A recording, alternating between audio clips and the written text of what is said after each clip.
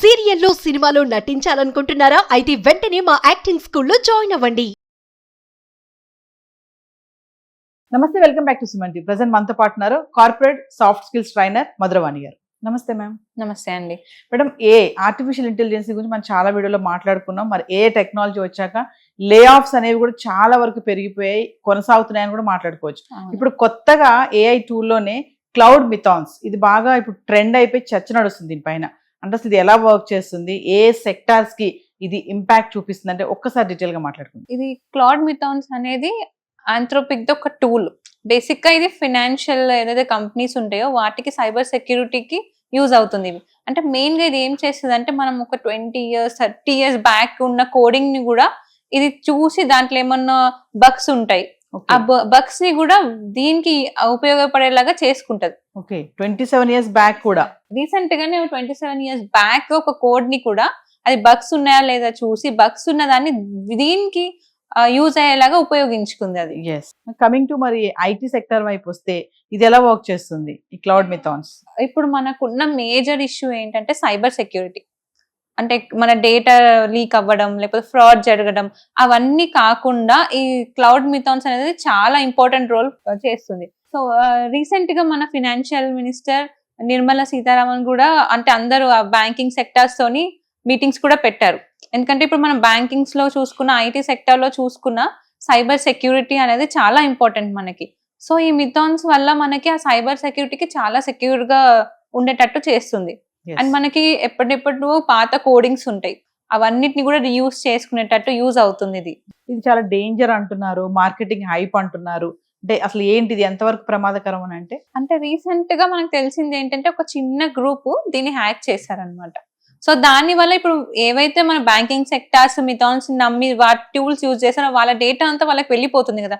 But అది ఎంతవరకు నిజం అనేది ఇంకా తెలీదు. జస్ట్ అది నార్మల్ వైరల్ న్యూస్ అంటున్నారు, కానీ ఇంకా మనకు అఫీషియల్ గా అనౌన్స్మెంట్ అయితే రాలేదు ఇట్లా హ్యాక్ చేశారని. ఒకవేళ ఏఐనే హ్యాక్ చేయగలిగితే మనం మన బ్యాంకింగ్ సెక్టర్ కానీ మన ఐటీ సెక్టర్ కానీ చాలా డేటా దాంట్లో ఉంటుంది. సో అదంతా వాళ్ళ చేతిలోకి వెళ్ళిపోయినట్టే. మన డేటా మొత్తం సైబర్ సెక్యూరిటీ నుంచి బయటకు వెళ్ళి మొత్తం రిస్క్ లో పడ్డట్టే. సో దీనికి అడ్వాంటేజ్ ఎంత ఉందో డిసడ్వాంటేజ్ కూడా అంతే ఉంది. అంటే ఏ టెక్నాలజీ డెవలప్ అవుతున్నటువంటి ఈ టైంలో ఇలాంటి కొత్త కొత్త మోడల్స్ రావడం అనేది మరి ఫ్యూచర్ లో ఎలాంటి ఇంపాక్ట్ చూపిస్తుంది, ఏ సెక్టర్స్ పైన చూపిస్తుంది బాగా అంటే? యాక్చువల్ గా ఈ ఏఐకి మనకి ఏవైతే వచ్చినాయో అన్ని మనకి ఉపయోగపడేటివే. మనం ఏవైతే గంటల కొద్ది చేస్తున్నామో అది జస్ట్ సెకండ్స్ లలో, యాక్చువల్ చెప్పాలంటే సెకండ్స్ లలో చేస్తుంది. కాకపోతే దీనికి రిస్క్ వచ్చేసి ఏంటంటే మన ఎంప్లాయీస్ కి. ఎందుకంటే మన వర్క్ ఏదైతే ఎంప్లాయ్ ఒక రోజులో చేసేది ఇది జస్ట్ ఒక 10-20 seconds లేకపోతే 1 minute లో చేసేస్తుంది. కాబట్టి మెయిన్ గా మనకి entry level, mid level positions ఉన్న వాళ్ళకి లే ఆఫ్స్ వస్తున్నాయి ఏఐ వల్ల. అంటే బ్యాంక్స్ గానీ, స్టాక్ మార్కెట్ గానీ ఇప్పుడు ఈ క్లౌడ్ మిథాన్స్ వల్ల ఆధారపడి ఉంటాయి అనుకోవచ్చు అంటారా? ఖచ్చితంగా. ఎందుకంటే ఇప్పుడు మనం మొత్తం టెక్నాలజీ అంతా ఏఐ అంటున్నారు. అంటే ఏ కొత్త టూల్ వచ్చినా మన వాళ్ళు అడాప్ట్ చేస్తున్నారు, దాన్ని యూజ్ చేసుకుంటున్నారు. కాకపోతే దాని నుంచి వచ్చే నెగిటివిటీస్ కాకుండా ఫస్ట్ మన వాళ్ళు యూసేజ్ కి వెళ్ళిపోతున్నారు. ఇప్పుడు మనం అనుకున్నట్టు ఒక చిన్న గ్రూప్ హ్యాక్ చేసుకుందాం, అది ఇంకా మనకి ఎంతవరకు నిజమో తెలియదు. ఒకవేళ మనం నిజం అనుకుంటే ఇప్పుడు డేటా మొత్తం వాళ్ళ చేతిలోకి వెళ్ళిపోయినట్టే కదా, దాన్ని మిస్యూజ్ చేసుకుంటారు. సో అంటే మన ప్రజల డేటా మొత్తం మిస్యూజ్ కి వెళ్ళిపోయినట్టే కదా. అది కూడా బ్యాకప్ కూడా 27 years బ్యాక్ ఉన్నది కూడా మనం తీస్తుంది అని అంటే కొంచెం ఇది డేంజర్ అనుకోవాలి. డేంజర్, ఎందుకంటే మనం ఎప్పుడో 50 years 30 years నుంచి డేటా అంతా పెట్టుకుని ఉంటాం. అండ్ ఇంకోటి ఏంటంటే ఆ కోడ్ లో ఏవైతే బగ్స్ ఉంటాయో అవి తీసి మళ్ళీ రీయూజ్ చేసుకునే ఆప్షన్ కూడా ఇస్తుంది. సో ఇప్పుడు ఎవరైతే ఫ్రాడ్స్టర్ అనుకున్నామో వాళ్ళ డేటా తీసి దాన్ని మళ్ళీ మిస్యూజ్ చేసుకునే ప్రమాదం ఉంది కదా. అందుకని దీనికి ఎంత అడ్వాంటేజ్ ఉందో డిసడ్వాంటేజ్ కూడా అంతే ఉంది.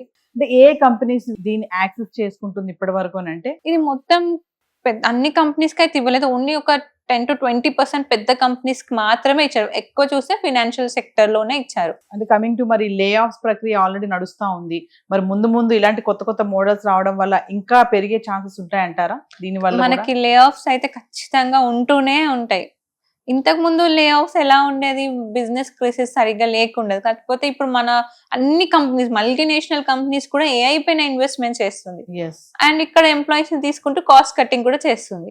ఏఐ అన్నారు, తర్వాత ఆంథ్రోపిక్ అన్నారు, ఏజెంట్ ఏఐ అన్నారు, ఇప్పుడు క్లౌడ్ మిథాన్స్ అన్నారు. అంటే ఇలాంటివి ఇంకా ముందు ముందు కొత్త కొత్త మోడల్స్ ఇంకా వస్తాయి అనుకోవచ్చా? ఇంకా వస్తూనే ఉంటాయండి, ఎందుకంటే మన టెక్నాలజీ ఒక రోజు నుంచి ఒక రోజుకి అడ్వాన్స్ అవుతూనే ఉంది కాబట్టి మీకు ఇలాంటి ఇంకా చాలా చూడాల్సి వస్తుంది. Yes. కాకపోతే అది మన పైన ఉంటది, మనం దాన్ని ఎట్లా అడాప్ట్ చేసుకుంటామో, దాని అడ్వాంటేజెస్ ఏంటి, డిసడ్వాంటేజెస్ అవి తెలుసుకున్న తర్వాత వాడితే మనకు సెక్యూరిటీ ఉంటుంది కొంచెం. ఎస్, ఒకసారి ఫైనల్ గా అంటే ఈ ఏఐ క్లౌడ్ మిథాన్స్ అంటే ఒక్కసారి డీటెయిల్ గా. ఇది మన సైబర్ సెక్యూరిటీకి సెక్యూరిటీ లాగా ఇస్తుంది, మన డేటాని సెక్యూర్ చేయడానికి ఇది ఉపయోగపడుతుంది. Yes. అంటే ఇప్పుడు మనమే తీసుకున్న మన పాత డేటా చూసి మళ్ళీ రీయూజ్ చేసుకోవాలనుకుంటే ఈ టూల్ ని యూజ్ చేస్తే దాంట్లో ఏమైనా బగ్స్ ఉన్నా, లేకపోతే బగ్స్ తీసి దీన్ని ఇంకా అడ్వాన్స్డ్ వర్షన్ ఎలా చేసుకోవాలో అది కూడా చూపిస్తుంది, మనకి యూజ్ అవుతుంది Yes. మిథాన్స్ వల్ల. అంటే ఇది గనక ఒక క్రిమినల్స్ గానీ స్కామ్స్ చేసే వాళ్ళు గాని కనుక దొరికితే చాలా ప్రమాదమే. ప్రమాదం. ఇప్పుడు అదే కదా మనకి ట్రెండ్ వైరల్ అవుతుంది, ఒక చిన్న గ్రూప్ దీన్ని తీసుకున్నారు ఫ్రాడ్స్టర్స్ అని. సో ఇంకా